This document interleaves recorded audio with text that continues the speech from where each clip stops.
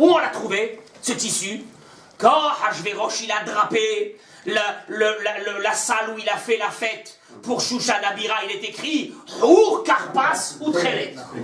Et il dit Rabbeinu Manoach à la Rambam que l'habit de Yosef, le tissu c'était quoi? Karpas, qu'ils ont trempé dans le sang. Et de là va commencer le début de quoi? De notre esclavage. Mais c'est un tissu qui s'appelle Karpas. Hein? Oui, bien sûr. Oh, Karpas ou Trelet, rappelez-vous ça quand même. Hein? Je ne sais pas aujourd'hui qu'est-ce que c'est un tissu. Mais c'est un tissu qui s'appelait Karpas. Et donc, le tissu de Yosef, de l'habit, s'appelait Karpas. Et donc, ils ont pris ce tissu. Donc, ce tissu symbolise le début de l'esclavage parce que Yosef va aller en Égypte. Et nous, on va le suivre là-bas avec Yaakov Avinu. Et on va rester là-bas. Et on va terminer là-bas l'esclavage. On est bien d'accord? Et l'eau salée, il te dit Rabbeinu Manoach, symbolise les larmes, pas de Yaakov, plus encore, les larmes de Yitzhak Avinu, Vayef Koto Aviv. Yitzhak savait que Yosef n'était pas mort, mais il ne pouvait rien dire à son fils, et il pleurait. Donc ces larmes symbolisent Nora Vayom, ce moment-là. Il a même perdu la vie par rapport à ça. Hein? Il a perdu la vie. Par rapport au pleurs. Je ne sais pas si c'est par rapport aux pleurs. Il a perdu la vue, je ne sais pas si c'est par rapport aux pleurs, mais en tout cas, il a pleuré, Yitzhak Avinu a pleuré par rapport à ça. Et donc, ces pleurs-là, par rapport à cette vente-là de Yosef, alors on la rappelle, c'est le début de l'esclavage. Karpas, c'est le début de l'esclavage. On est d'accord? Il y a un livre qui s'appelle Matahame Yitzhak. Il dit, non, Karpas c'est quoi? Karpas c'est la fin de l'esclavage. C'est le moment où les chevaux et les chars de Paro sont engloutis. Quand même pas mal déjà ça. Karpas, Kol, Sous, Rechev, Paro. Et terminé à l'intérieur. Karpas. C'est la fin de l'esclavage. Donc ça peut être le début de l'esclavage, Karpas, Yosef, ou la fin de l'esclavage. Très bien.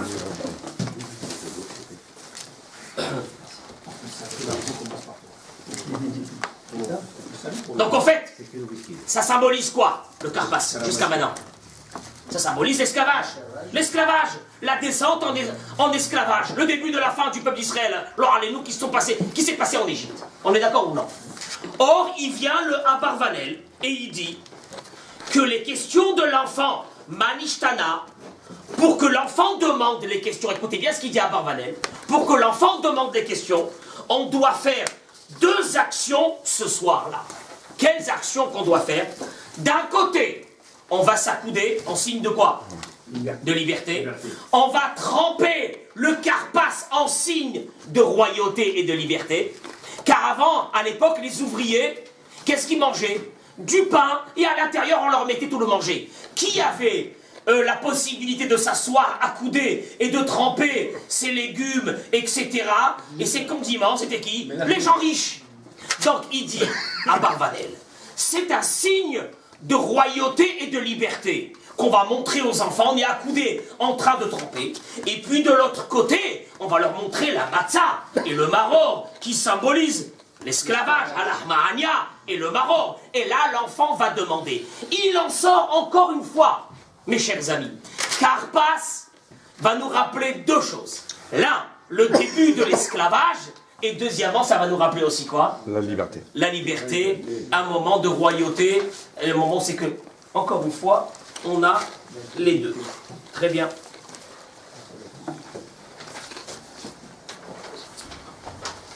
On continue. Haroset. Pourquoi? Pourquoi Haroset? Mortier. Hein? Mortier. C'est tout? Ça fait aux enfants toute la semaine, ils ont fait au gain. Il faut leur manger, sinon ils crient. Pourquoi? La Haggadah, c'est le mortier. La Gemara dans Masechet Psachim, page Kouftet Zaïd, et dit la chose suivante. Rabbi Elazar, Rabbi Tzadok Omer, Rabbi Elazar, il dit que de tremper le maror dans la charoset, mitzvah, c'est une mitzvah. De tremper le maror dans la haroset, comme on le fait après quand on va... Oui, même le maror, de tremper le maror dans la haroset. Mitzvah. Quoi mitzvah? Man demande, maï mitzvah. C'est quoi cette mitzvah? Rabbi Lévi Omer. Rabbi Lévi dit, tu sais pourquoi on fait la haroset? Zecher la tapouar. En souvenir de la pomme. C'est la Gemara. Quelle pomme? Hein? Non, Rosh Hashanah, ça y est, on a. Dans 6 mois, Be'ezrat Hashem, il va marcher au Larat. La pomme d'Adam. Non, Adam Arishon, c'est pas une pomme, ça c'est chez les chrétiens. Nous, on n'a pas la pomme, c'est pas la On l'a dit 10 pomme. fois, hein. Faut suivre. Hein. C'est pas la pomme, si, c'est pas la. Qu'est-ce que c'est cette pomme? Ah, mais mec, c'est ça. Rachid, il vient expliquer. Rachid dit c'est quoi la pomme? Rachid dit Zecher la tapouach. Shehayu yoldot benehen sham blo aetzev. C'est la parnassale. Il faut comprendre une chose, Simon. Les femmes, Béaïnara, ils avaient des ventres comme ça. Pourquoi? Au moment d'accoucher. Il y avait 6. Qui était à la porte en train d'attendre quand est-ce que la femme va accoucher? Les Égyptiens. Qu'est-ce que faisaient ces femmes? Elles allaient dans les champs, sous des pommiers, et elles accouchaient, et il dit Rachid, Belo Aetzev. Rien, les 6 enfants, ils sortaient les uns après les autres, ni sage-femme, ni rien. Shelo Yakiru Bahem Mitzrim. Et alors, à partir de ce moment, il dit le Midrash, qu'est-ce qui se passait? Les anges y venaient, ils prenaient les bébés, ils les lavaient, ils les faisaient cacher en dessous la terre, ils leur donnaient à boire du lait avec du miel. Et quelques années après, on tape à la maison, la porte s'ouvre, maman, il y a 20 enfants qui rentrent à la fois. Ça rentrait chez eux. Les Égyptiens, ils devenaient fous. Ils disaient, c'est pas possible. On n'arrive pas à contrôler les naissances. Mais qu'est-ce qui se passe avec ces Juifs? On est là en train d'essayer de les tuer, et c'est là que ça se remplit. Tachat tatapouar. Encore une fois, je répète ce qu'il dit Rabbi Lévi. Rabbi Lévi dit, Zecher la tapouar. Aïe, que c'est beau. Que c'est beau, comment Akadosh Baruch Hu, il nous a sauvés, il a sauvé nos bébés. Je rappelle quand même, chers amis, que ces bébés-là, c'était nos arrière-grands-parents. Hein? On est bien d'accord, il faut qu'on se sente puissance, il faut qu'on soit joyeux. C'était nos arrière-grands-parents, sans ça, on ne serait pas là aujourd'hui. On est d'accord? Très bien, bien. Une seconde. La recette est faite aussi avec de la pomme. Et comme elle est faite avec de la pomme, toi, quand tu vas prendre la recette, tu vas te souvenir de quoi? Qu'Akadosh Baruch Hu, dans sa grande puissance, il a sauvé les bébés du Ram Israël. D'accord? Très bien. Rabbi Yochanan Omer. Rabbi Yochanan, déjà, il nous casse la tête. Il dit Rabbi Yochanan, Zecher Latit. C'est pour se souvenir de quoi? Du mortier, du ciment que les béné Israël, ils ont fait. Rabotai, c'est la souffrance la pire. Ce ciment, ils n'arrivaient pas à le terminer. Et comme ils n'arrivaient pas à terminer le ciment, on prenait leurs bébés qui pleuraient vivants et on les faisait rentrer à la place dans les murs. Rien que l'idée, elle nous met dans un état épouvantable. C'est ça ce qu'ils ont fait à nos ancêtres en Égypte. C'est ça ce qu'ils ont fait à nos ancêtres en Égypte. On est d'accord?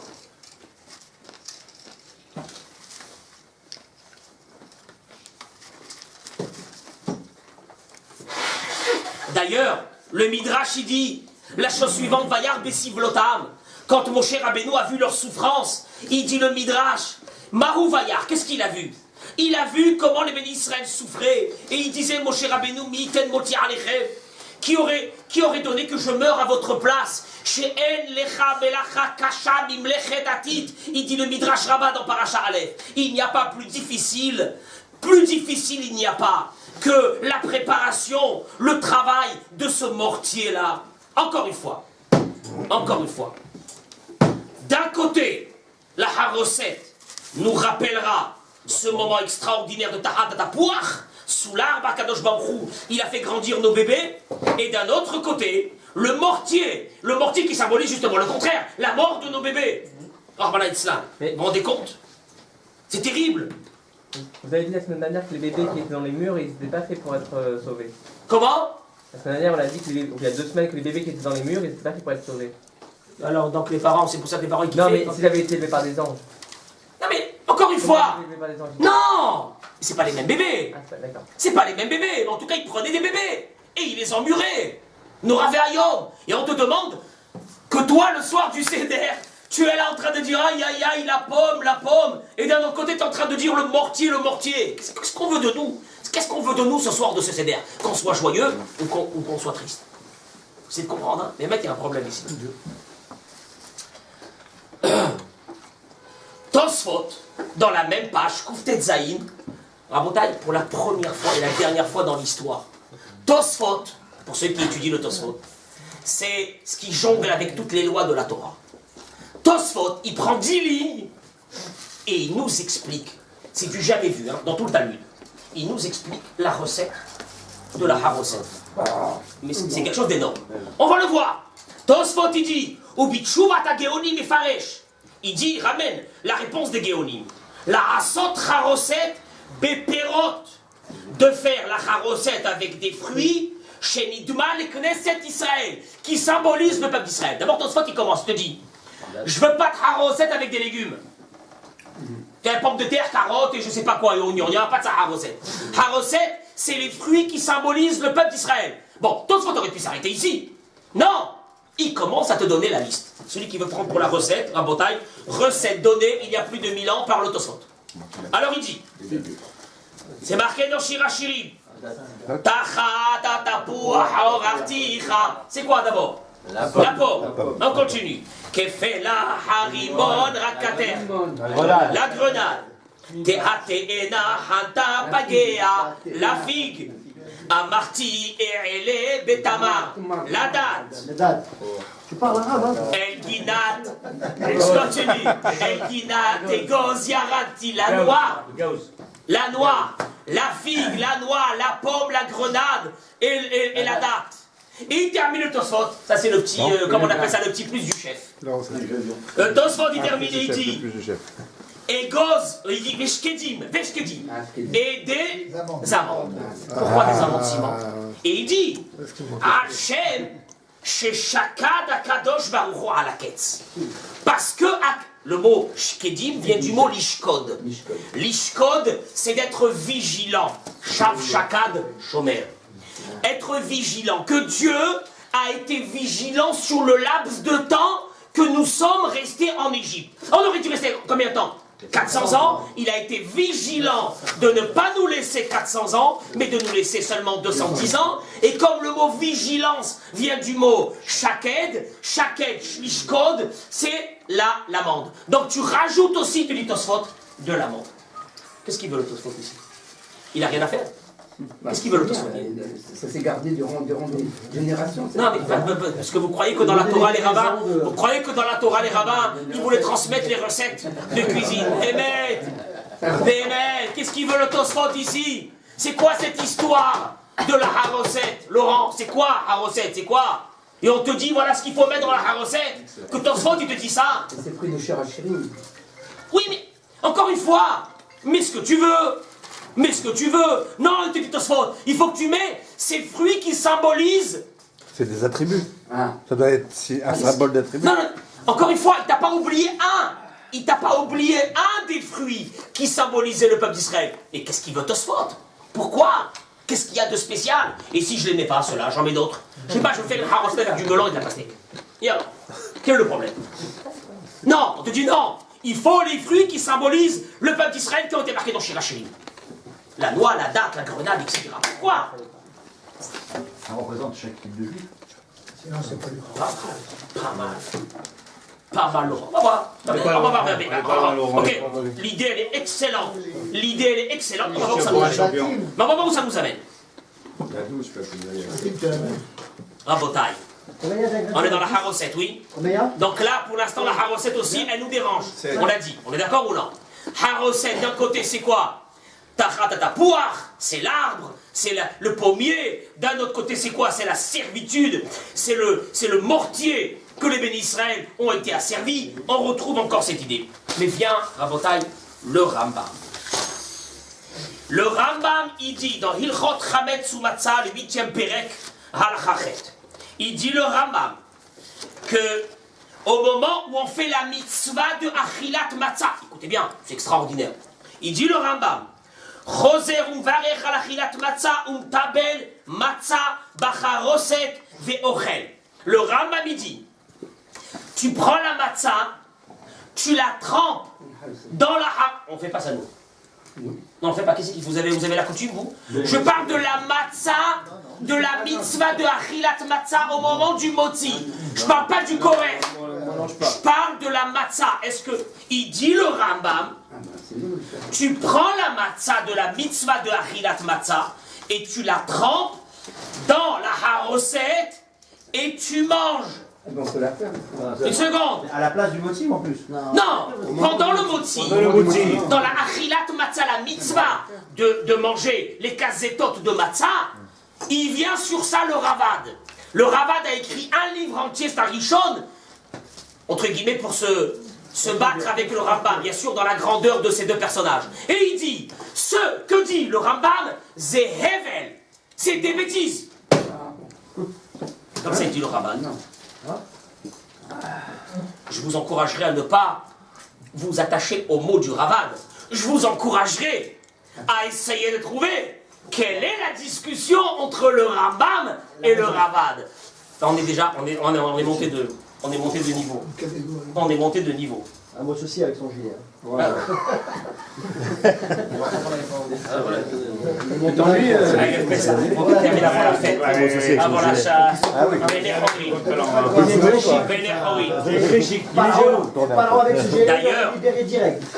D'ailleurs, le tour dans le Siman Tafaim He, messieurs, le tour dans le Siman, il ne nous reste pas longtemps, il faut qu'on termine.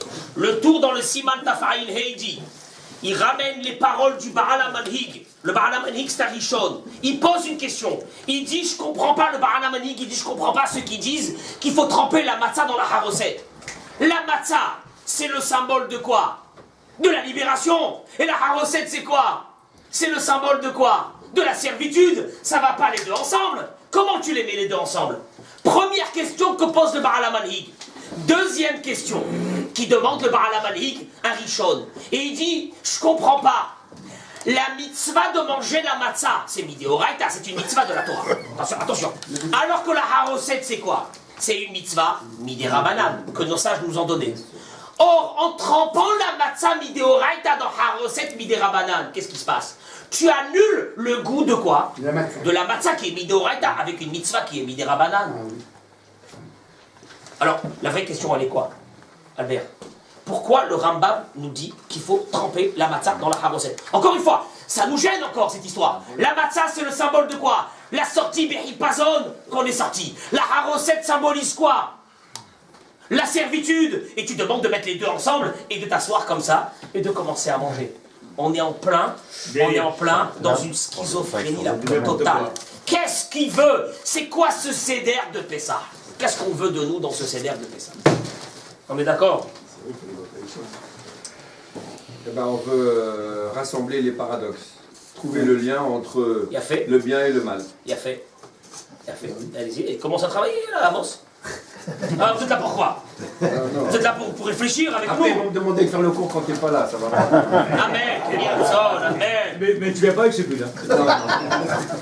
Alors, en bataille, dernière question et on attaque la réponse. Au moment où Moshe Rabbeinu arrive pour la... Hachem, il lui dit à Moshe Rabbeinu, je te nomme. C'est que c'est nommé par Hachem, quelqu'un qui est nommé par Hachem.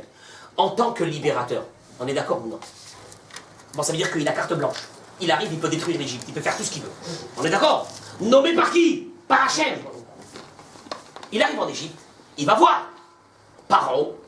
Il dit à Paro, il faut que Dieu, il a dit que je fasse sortir. Mais quel Dieu? Quoi Dieu? Madame, pire que ça. À partir d'aujourd'hui, la matière première que je donnais au Béné Israël, je l'arrête. Pas de matière première. Allez chercher vous-même la paille. Est-ce que vous vous rendez compte? Le Midrash, il dit que les Béné Israël n'avaient plus de peau dans les mains. Ils devaient arracher de la paille pour mélanger avec le mortier pour faire des briques. On ne s'imagine pas l'atrocité de vivre en Égypte, hein, dans la chaleur en Égypte, d'aller ramasser de la paille. Des moments monstrueux.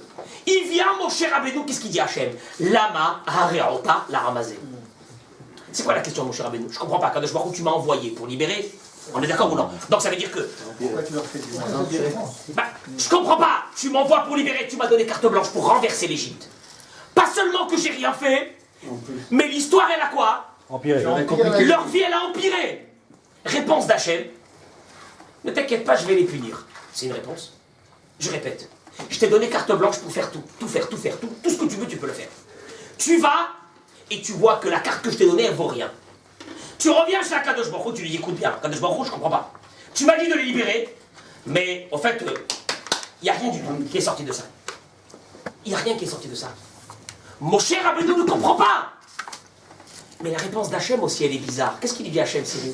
Ne t'inquiète pas, je vais les punir. Ça ne répond pas à ma question. Toi, tu m'as envoyé pourquoi, Kadosh Baruch Hu? Tu m'as envoyé pourquoi? Pour les libérer. Ça veut dire que tu m'as donné les pleins pouvoirs pour les libérer. J'aurais dû. Non, mais j'aurais dû réussir.